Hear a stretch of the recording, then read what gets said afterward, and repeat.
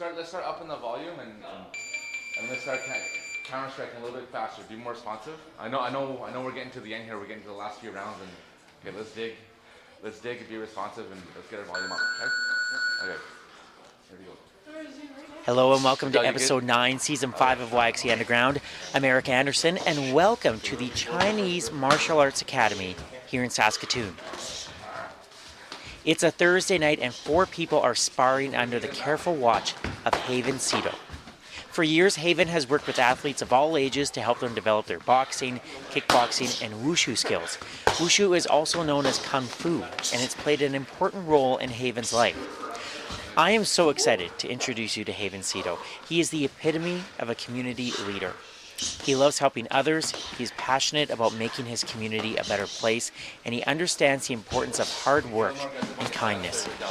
For the past 15 years, Haven has worked at the Saskatchewan Intercultural Association here in Saskatoon.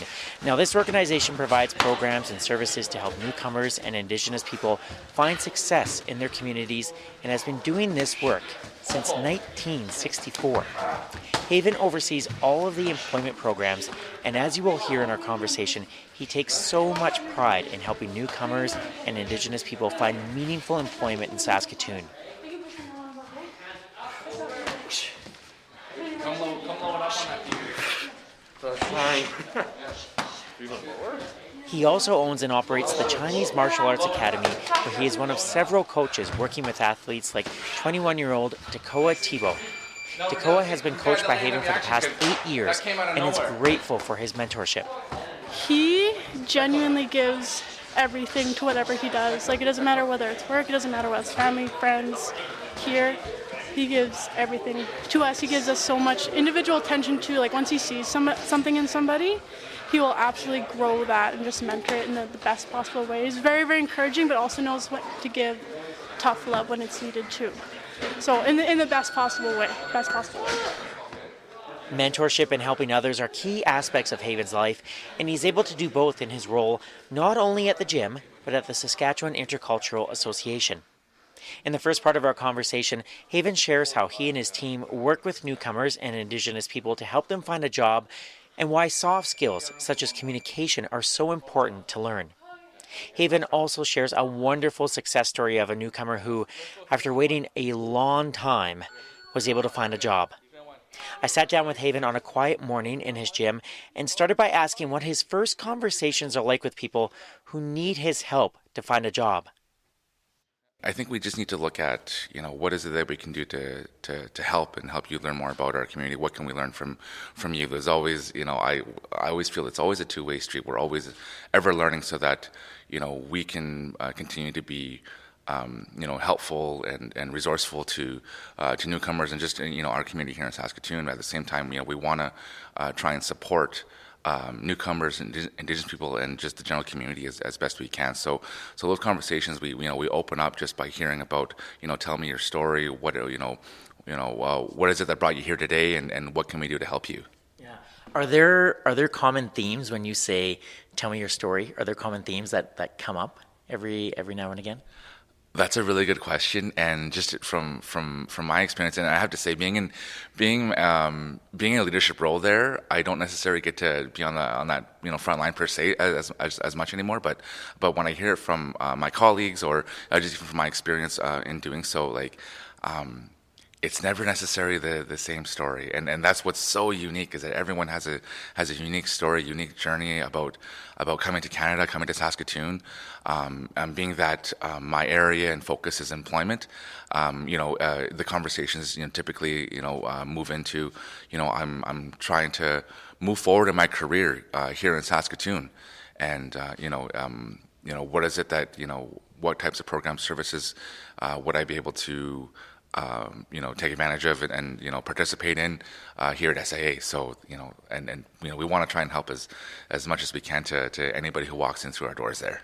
That must is it maybe daunting is too big a word, but like when someone says like I need help in my career, like that's a big thing. Like do you feel a lot of responsibility, Haven? I feel there is, especially today. I mean, like there's labor shortages everywhere, not in from entry level positions to professional positions in Canada. We're at this point in time, we're just not seeing enough people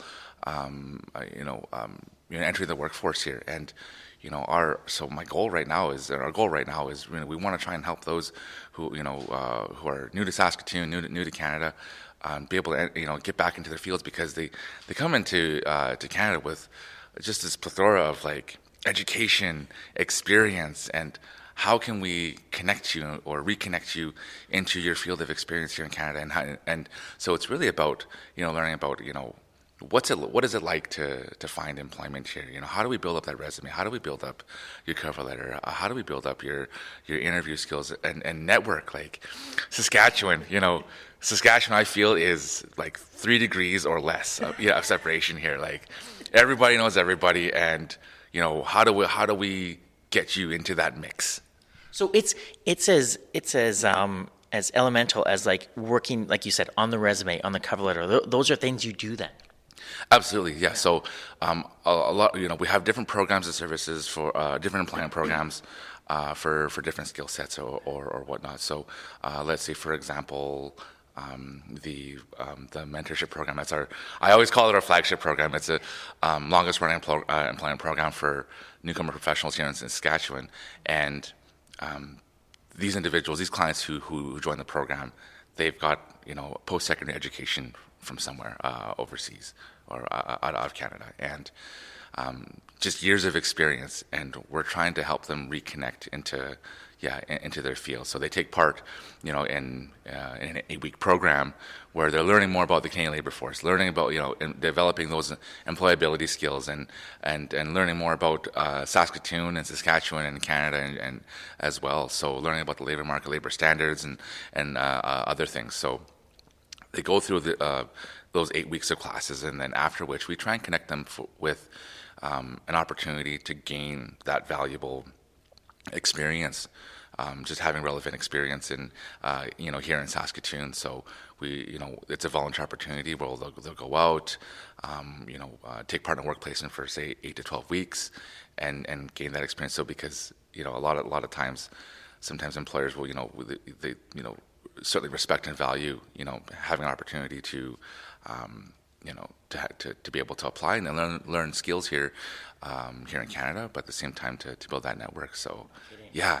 When you say employable skills too, are there 2 or 3 skills that you find that newcomers or refugees or Indigenous people that they need when they come here? Like, are there 2 or 3 that just sort of stand out to you? I think having those soft skills is so important. Just understanding, communication is such a big thing in the workplace right now. Is how do you communicate? How do you small chat? How do you network with your colleagues, with your supervisors? And just sometimes etiquette in the workplace too, and just what is ideal etiquette. And I'm not saying it's standard across the board, from one employer to another, but we're looking at how do we know you've got just incredible skill. We know you're motivated. You want to be entering the labor market here in Saskatoon, but now we also want employers to see how amazing a person you are, and let's develop those soft skills. Yeah, because you're right. Because it's one thing to have all the education and maybe like the technical requirements, but yeah, it's those interpersonal skills that every day in our workforce are so important, aren't they? Oh, absolutely. Yeah. No, being able to get along with everyone and just show how, for me, I think is show how coachable that you can be, and especially like in the labor market that we have now, and when we look at where we're trying to fill all these vacancies, all these job vacancies, where we can't necessarily look at how do we fit a person into this box of parameters of these skill sets. So we need to look more at how can we make this person how can this person be a fit in our workplace. So instead of hiring the skill first, hire the behavior, train the skill. So then I'm thinking, like, how hard is it to train and develop those skills, those soft skills? It's not easy. But you know what? I think just the influence from our team, from those instructors, from our coordinators. So I have to say, my colleagues at SIA, those who help lead these programs, oh, they're amazing, and so lucky that I'm part of that dynamic with them, because when I go in, from time to time I have an opportunity to go in and see the class and just love to meet everybody, and just to see how the class is going, and oh my gosh, to the how well our coordinators connect, our instructors connect with our clients, and you can't help but not be such a positive influence in that manner. So I think that it certainly it is challenging at times, but I think the leadership and the influence that these coordinators have, so lucky, to be around them, and I'm ever learning from them too, and I'm trying to absorb the just the amazing things that they're doing with our clients. Yeah. Can you take listeners inside the class a little bit? Because I'm so curious, like with the mentorship, is it a big class, and are there advantages to people who are kind of going through the same experiences and wanting the same things? Is there an advantage to having them sort of together in a group? Yeah, most definitely. So, when we're looking at these things, our classes are typically at most about 16 clients in a class. It could be small as like 10, in fact. But the class itself, they all have a different story, a different journey, and they all have diverse skill sets, career skills as well, career backgrounds, I should say. And so in a classroom, we could have people who've worked in health, those who've maybe worked in finance, those who have worked in administration, those in education, and in the sciences, and so mentorship is one program that we're helping with professionals. We have another one where we're helping professional women in the workplace. That's called the professional advancement and career training. We've got another one, English for Employment, where there's language development and employment skills development as well. One that's really unique to SIA, and I feel in the nation too, is learning interculturalism through employment. So half of our clients in the program are newcomers, new to Canada. Other half are Indigenous people. So there is this incredible intercultural learning and sharing piece in that class, over and above employment skills training. Yeah, and it's an incredible dynamic, and just really, the things that they can share, the experiences that they share, they have some common ground, but at the same time, learning more about one another in just different parts of the world. Yeah. Wow. Oh, that class must be amazing. It really is.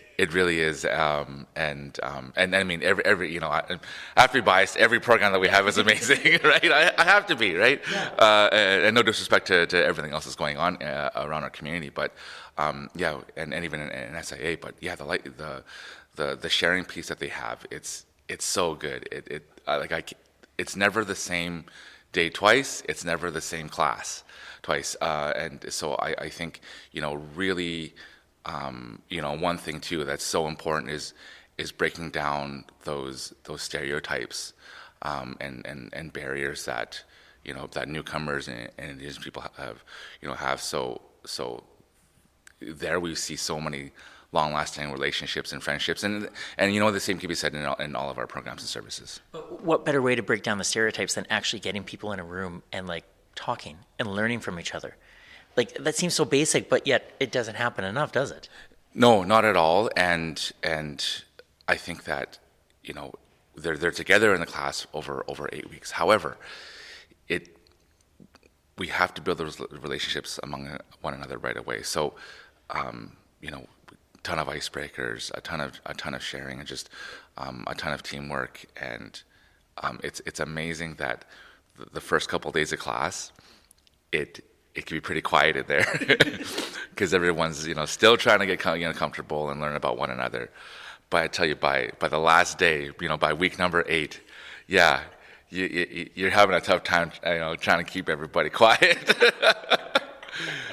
Yeah, so again, it's an amazing program, and we're really proud of that, and everything else that we do at SAA. Yeah. This might be a big question, but how do you know, like, because all these classes just sound amazing. How do you know when you're having success from like as a leader at SIA, and like how do you know when things are going well? Yeah, well, ultimately, like success can be measured in a lot of different ways, and one could be being able to land that employment. Yeah, so while they're in the classroom,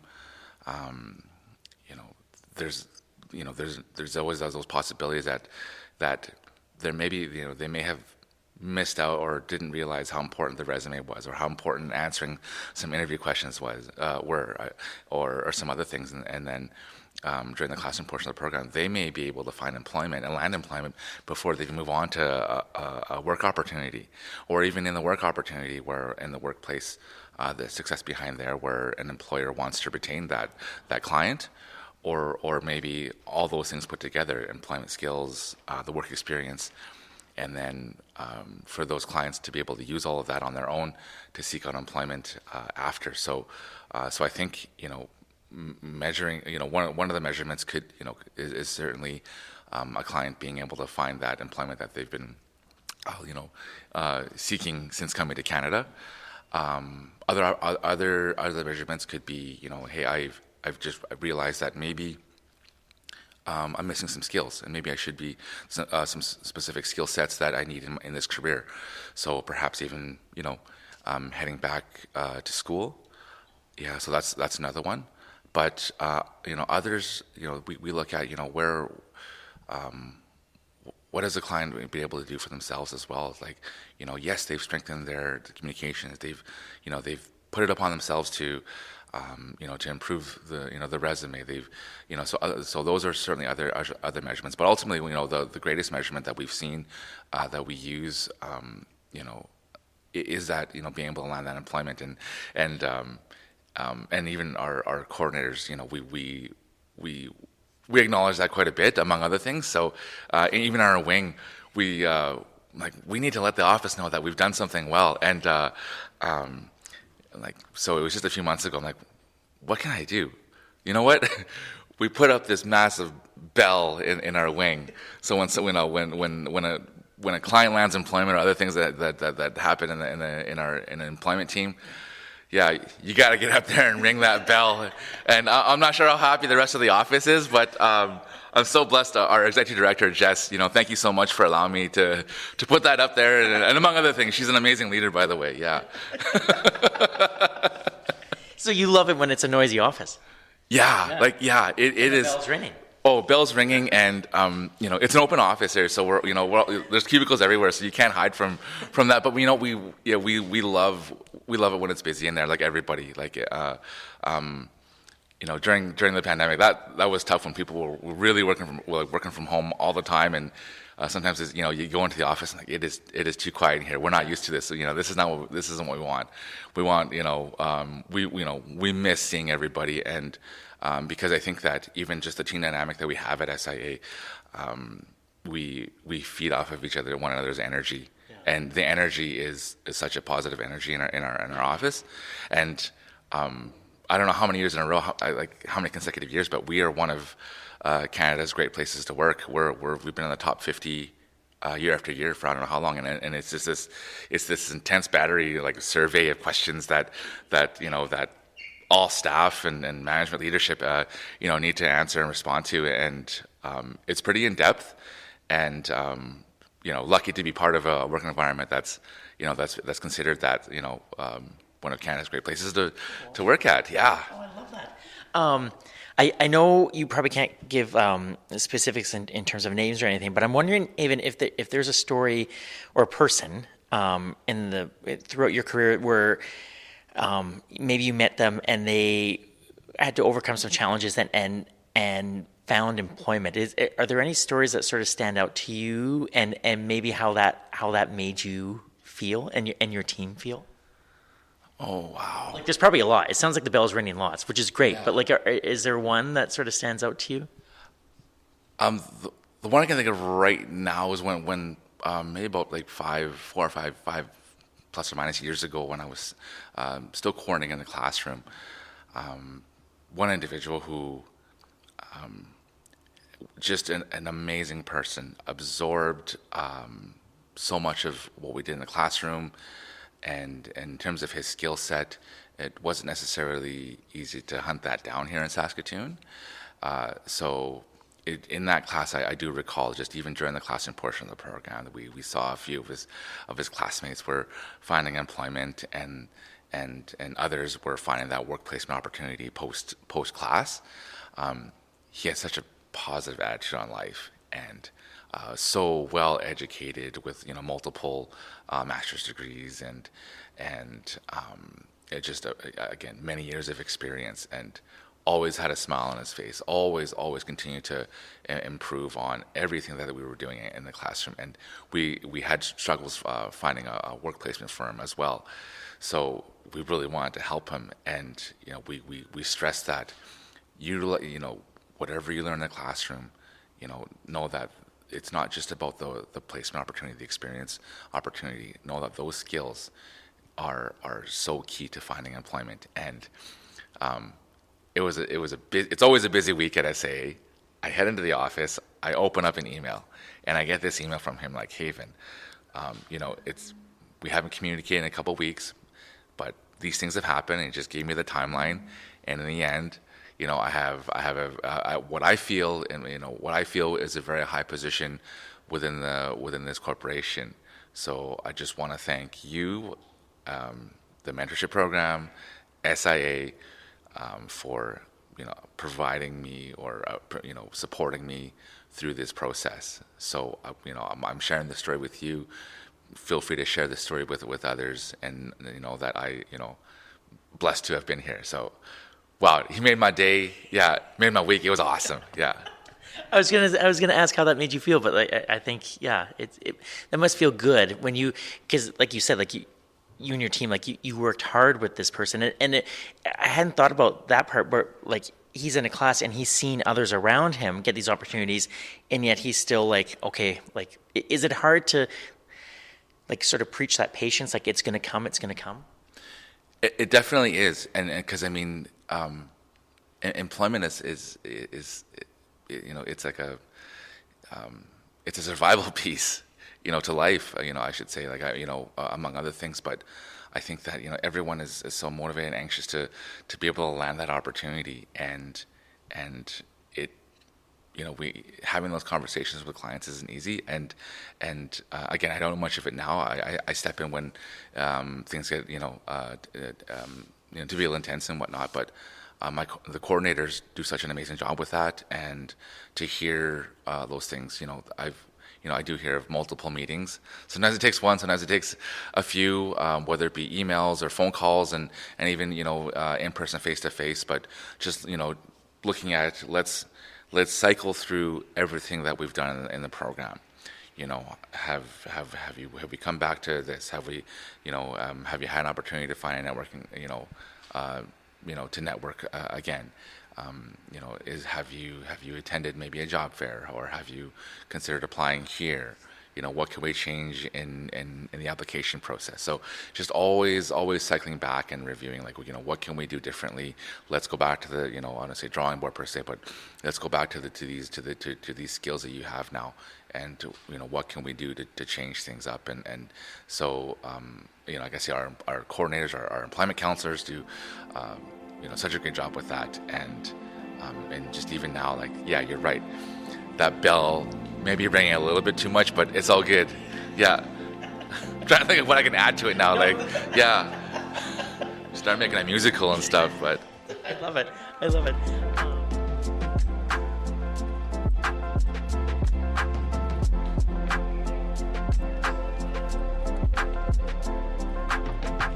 You are listening to episode 9, season 5 of YXE Underground. My name is Eric Anderson, and our featured guest is Haven Seto. You can listen to YXE Underground on Apple Podcasts, Spotify, Good Pods, or wherever you find your favorite podcasts. And you can listen to every YXE Underground episode on the website, yxeunderground.com. Be sure to follow the podcast on social media. Simply search YXE Underground on Instagram, Facebook, and Twitter, and that's where you will see some great photos of Haven taken by Saskatoon photographer Rana Andres. And don't forget to leave a 5-star review if you like what you hear.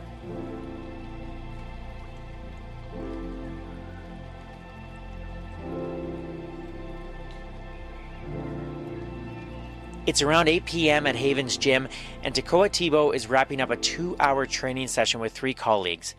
The training ended with a 3-on-1 battle drill that was pretty intense to watch. Okay, every person for themselves. Let's go. Yeah. Oh, that was almost a low blow right there. Yeah, yeah. There we go. Time. Way to go. Good job. Okay, sit around, stretch down. Tekoa was 13 when she first started training with Haven. Not only does she credit Haven for her growth as a kickboxer, but she is grateful for the role he has played in her maturing into a young adult. For me, I always have had a really hard time making my own decisions. And so even just outside of the gym, even when, like something simple like, what time do you want to do a private class with somebody? They're like, whenever works best, I'm good with anything, which is true. But no, you make the decision, you're an adult. Especially, I've been here since I was 13. So I've been going from like teenager to young adulthood, and I'm 21. So a really big thing that he's helped me with is making my own decisions and not having to ask permission necessarily, or not having to ask someone else's opinion, just relying on myself and building confidence in me that I do know what's best for me. So that's been really, really helpful, and just in my life. So I think the really neat thing about Haven is that once you get to know him, you realize how his own upbringing has set him on the path of giving back to his community. Haven is a first-generation Canadian who grew up in Prince Albert, Saskatchewan. His mother is from Hong Kong, and his father is from southern China. They moved, along with several of Haven's aunts and uncles, to Prince Albert in the 1960s. There, the Seto families ran a Chinese-Canadian restaurant and grocery store called the Pizza Attic. Haven was surrounded by family, aunts, uncles, and a lot of cousins. Knowing Haven's story gives you greater insight into his character and helps you understand why working hard and helping others, especially newcomers, is so important to him. Much like any rural area, or town, or even city, there's always got to be the Chinese restaurant, and so we had one too, and it was a big one. So it was run by my parents, my aunt, and my aunts and uncles from other I think three other families. So all collectively we had the restaurant in Prince Albert, and Pizza Attic was the name of it. I don't know how the name Pizza Attic, who thought of it, but I don't know. I like it. It'll stick. Yeah. And so we had, of course, the burgers and fries, the Western food, and then the quote-unquote Western Chinese food. So like your deep fried shrimp, the chicken balls, and I don't know what else. Things you're actually not going to find in China or in Hong Kong. Ginger beef and stuff like that. Yeah, but you know what? I love that stuff, and I order it from time to time too. Like I'm still in love with that stuff. So it's soul food to me. It's comfort food for me. So that growing up in Prince Albert, first generation Canadian, there was so much for my brother and I and my cousins to learn, and arguably the entire family. So it was such a cool dynamic that we had, and it is a cool dynamic that we had because the restaurant itself, big restaurant, it was like half restaurant, the other half of it was a grocery store, and it was just a collective, all hands on deck operation. If you're not in school, and if you can, Haven, if you can stand on 2 milk crates and operate a lottery terminal, I need you to start punching quick picks for people, right? So it's like, okay, let's go, right? And all hands on deck, do what you can. So we did that, and then in the basement of the restaurant is like the rec area, but also a section where we did all the prep for our food and stuff, and also this is where we folded 6 million, pizza boxes and just hung out. So among among all of the families, I was one of the younger ones. I'm the second youngest in our generation, and again, there's so much that I was able to learn and absorb that myself, my brother, just from everyone else, and learning about growing up here in Canada. So they were a huge influence on us to appreciating 80s music. Hey, I'm a huge fan of Glass Tiger because of them. Skid Row and anyway, yeah, they're coming here, by the way. I got an email about that the other day. Like Skid Row's coming. I was like, what? Yeah. Skid Row's still alive? Yeah. Yeah. So they've been such a positive influence on us, and like we hung out all the time. Like whether we were helping out the restaurant, we were hanging out either in the basement there at the restaurant or at somebody's place. So that relationship, stuck all the way to today and moving forward. So, we've got, luckily technology allows us to communicate much closer now. We've got a group chat that's ongoing, and when we're visiting from one city to another, like people are traveling to visit and for work or whatever, but you always take time to visit family. And recently I was in Ottawa for a conference, work related with SIA, and I was able to just duck away for a little bit and see my cousin over there. And when you get together, it isn't so much that like, hey, how's it going? How you've been? The moment we see one another, it's like, it's great. You give each other a hug and like, it's so good to see you. But then you just pick up where you left off. Right? It's that easy, hey? Yeah, it's so easy with that. And even, we take a trip to Edmonton to see my cousins out there or whatnot. And it's like, we just, hey, we're here. Okay. Whose house? What are we eating? And my cousin put on this massive like shrimp boil. I'm still thinking about it till today. Like it was so good. But again, you just pick up where you left off, and so that's the cool thing. And when we say that all hands on deck scenario, like I lost my brother back in January, and when that happened, it wasn't easy. Passed from cancer and other things, and. But when I spread the news to my cousins, how quick they were to respond, and they're like, Haven, what can we do? We got you, we're there. And, it's just, I feel that the dynamic, the group, the family dynamic we have is really special. And I'm blessed to have that with me, moving forward. So, and even like others have seen that too, and just even at my brother's service, and some of them are like, some of my colleagues or friends, they're like, Haven, you and your cousins, you're all like, is everybody here? I'm like, yeah. They're like, you guys are so close. And it's like, you know what? I'll tell you, like, I can tell you the story from PA and on, and now they actually have an opportunity to hear more of it. Now that you hear Eric. But I mean, it's like, it's just something. It's a special. Relationship that we have among the cousins and our aunts and uncles, so it's a really cool thing. I appreciate you telling me the story, and I'm wondering, like the lessons that you learned growing up with such a big family, like are you able to take those lessons? And I correct me if I'm wrong, but the importance of family, the importance of having a community seems like important lessons. Like, did you learn those at that time, and then have you been able to carry that on, like through not only your work with SIA, but here at the gym as well? Yeah, and I think that's where the connection kind of hits, and I never really thought about it that much. It's like this, this influence that's always been there, but I've just come to realize more and more how important that piece was, and most definitely. I mean, I look at, my parents, my aunts and uncles being.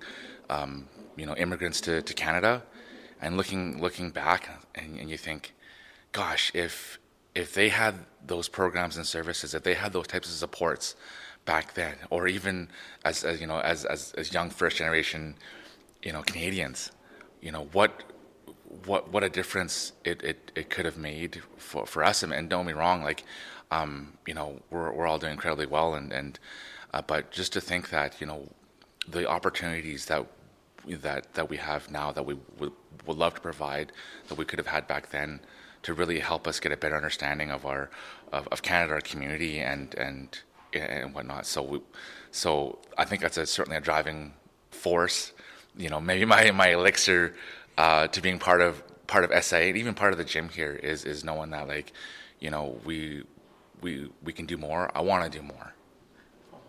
Yeah.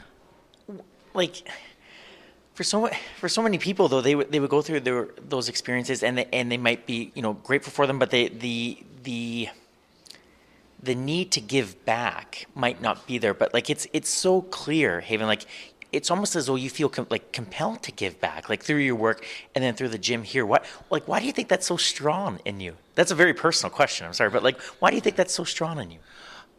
Ooh, really good question. And I think it really I look back and have seen what my parents have done, and what my aunts and uncles have done, and my cousins have done, just for friends or even for strangers, and the difference it makes.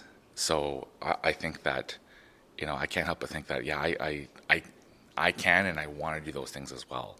So luckily I'm in a position where, I'm working, at SIA. I have this gym here as well, where I can be that person, and just even outside of that too, and even just as,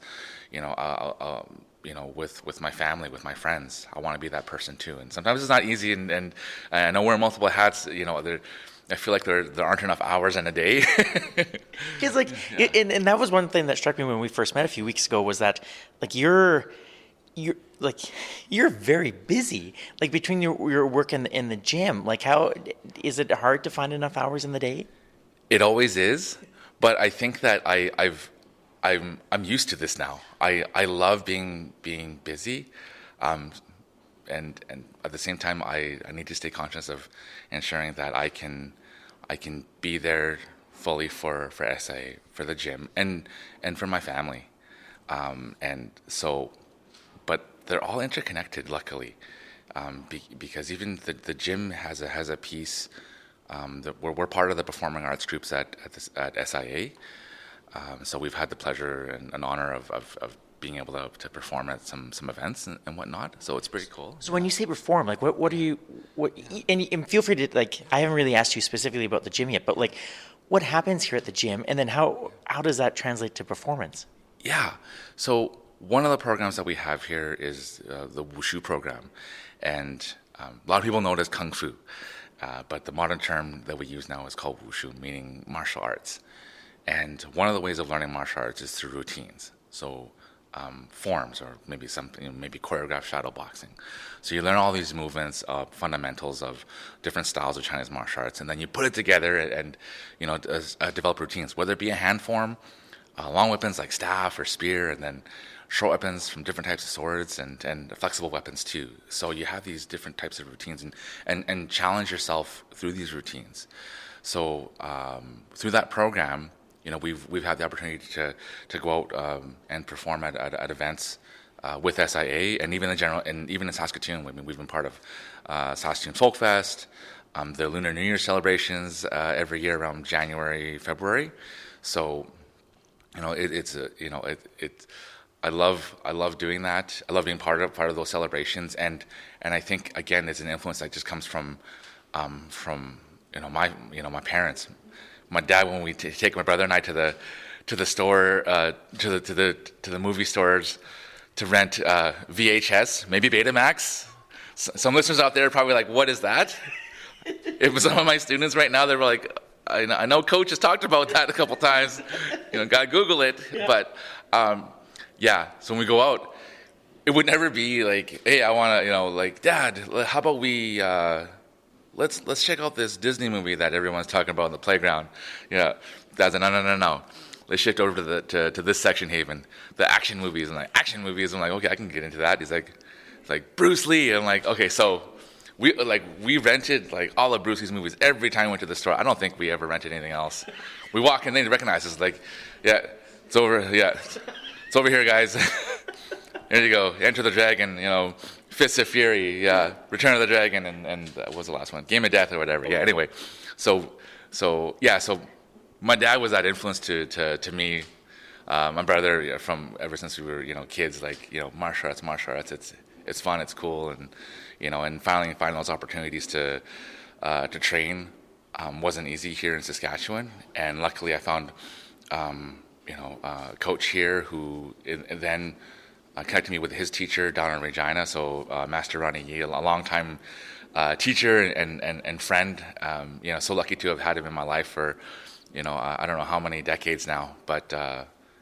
He's a wonderful person who's shared so much about Chinese martial arts and life in general, how to enjoy life too. He's such a cool dude. Yeah, yeah. Thank you for sharing all that. That's just wonderful. And I'm just thinking back, like through our conversation, it's so clear that one of the running themes in your life is the importance of mentors and mentorship and leadership. And so I'm so curious because I think like leadership is such it's a skill that you can develop and really grow, and there's so many different styles. But I'm wondering, from your perspective, what makes a good leader? Wow, I do get asked this from time to time, and I don't know if I ever have a clear answer on that. And I think for me as a coach, when I'm working with athletes, when I'm working with our members or anyone, I'll never fault somebody for trying and failing, because it's okay. It's about they say it's about learning to get back up, right? And at the same time, it just I want you to find those opportunities to learn. I'm here to provide you those opportunities to learn. I want to give you those resources. I want to give you that chance to learn and develop. So I think that's, to me, that's an important piece. It's almost like I don't want someone giving me a fish. I want someone teaching me to fish, and that's one of many other influences that I want to be able to pass on to our members or to anyone here. Is just be able to take that accountability, responsibility. Yeah. That's a wonderful answer, and it just reminds me so much about where I work at Sherbrooke. One of my mentors, her name is Sue Ellen Beatty, and Sue Ellen would always teach me about servant leadership.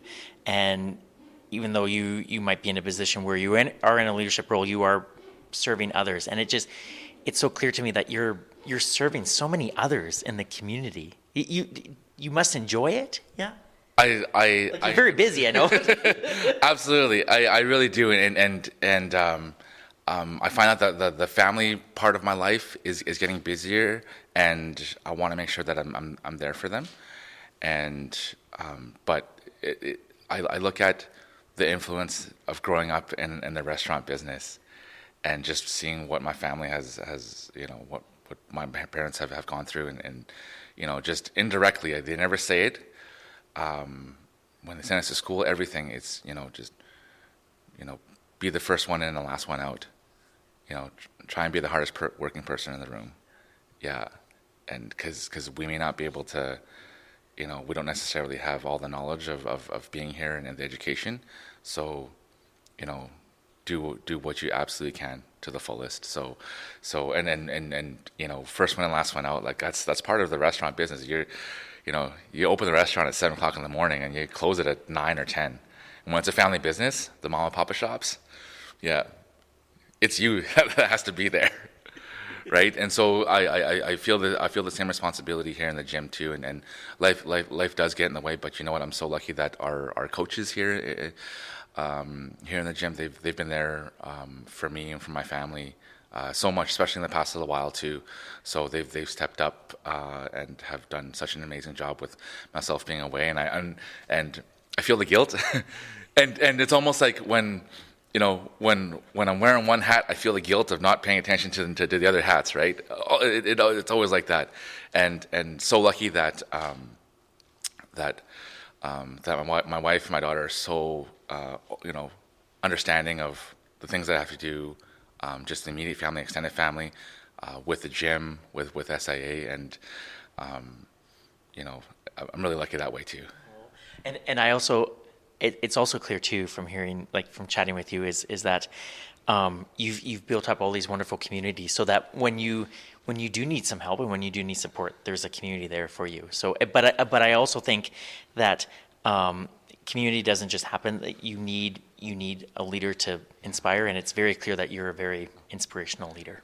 Oh, I appreciate that, and really, it's the influence that I get from, and I feel that like my surroundings are play such an influence on who I am, and even at SIA, I have to stress how incredible the leadership team is there. My boss, Jess, the executive director there, she's such a positive influence on to me and the rest of the leadership team, that we have such a very close dynamic that. We were just talking about it the other day too, on how like I love being here, and I wake up, I wanna be here every day. Like I have such a drive. It almost hurts, not if I have to go out for an appointment, or I'm not feeling well and I gotta stay home, and so it she and the rest of the team there have been able to build that welcoming workplace. And that positive the workplace that it's so lucky to be there. And the same thing with the gym too. Among the rest of the coaches, it hurts not being here, and it hurts not being home too. If only we could just clone you, Haven, and just you could be at everywhere once. Yeah. I don't know if my wife might say different to that. Yeah, she's like, you don't want another Haven Seto, or maybe some other coaches and members, and who else? Yeah, they're like, no, that's too much. That's overwhelming. Yeah. Haven, as we've established, you're very busy, so I would so appreciate you taking some time out this morning and welcoming us to your gym, and thanks for all that you do in the community. This was wonderful speaking with you. Thank you. No, thanks so much. And I have to say, leading into this, I was intimidated, humbled, and honored, because when I look at you, I was scrolling through all of your episodes, Eric, and I see all these individuals who, I know, but at the same time, who I would love to meet as well. And I thought, I'm with some serious company here. I look back all the way to some of your early episodes. I'm like, hey, is it Derek Chesney from the police service? Yeah. I'm like, I saw him cycling the other day, downtown, and then some of the more recent ones, like Andrew Basinger, and I think Shauna Tilbury. I know, like, oh my gosh, it's amazing. Adrian Van Gool, like it goes on and on. There's just so many amazing people who you've had an opportunity to sit down with, and like, gosh, if I had that time, I would have loved to sit, to meet them as well. But luckily, you know what? I'm able to capture that listening to you. Yeah.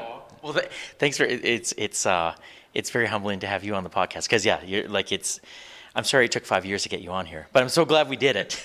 No, don't apologize. And so lucky that we had a friend who we both know, April Sora. That's right. Yeah, who connected us. So that's so cool. It is. And one day April will be on this podcast. April, if you're listening, we're going to get you on the podcast, aren't we, Haven? Absolutely. Yeah, I'm gonna knock on her door, and like, let's go. Yeah. Thanks, Haven. Thank you.